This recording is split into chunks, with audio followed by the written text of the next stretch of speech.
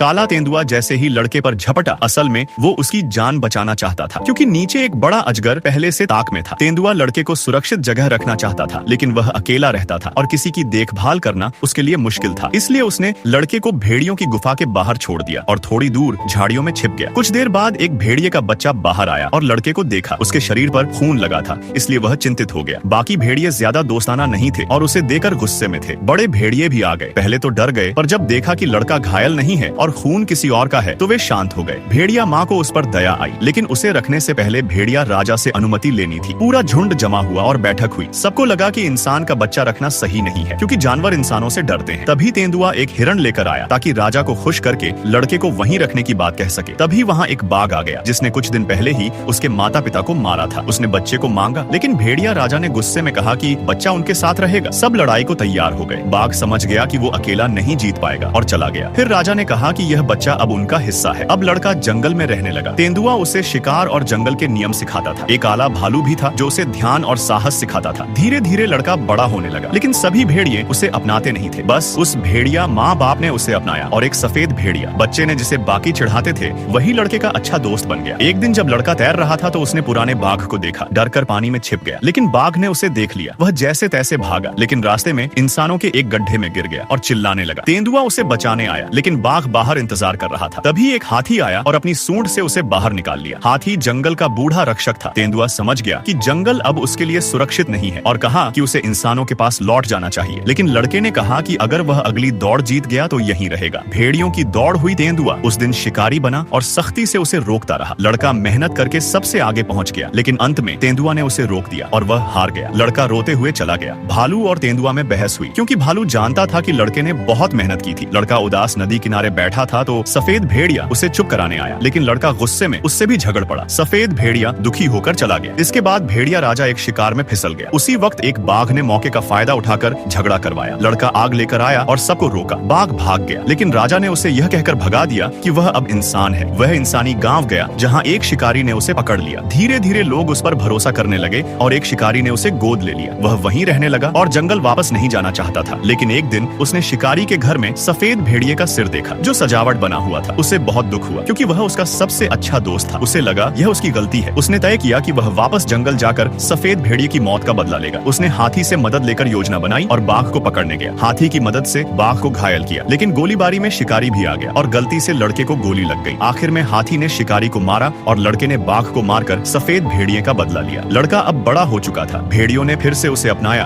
और वह नया भेड़िया राजा बना, मगर अंदर से वह अब भी अकेला महसूस करता था और सफेद भेड़िए की याद उसे हमेशा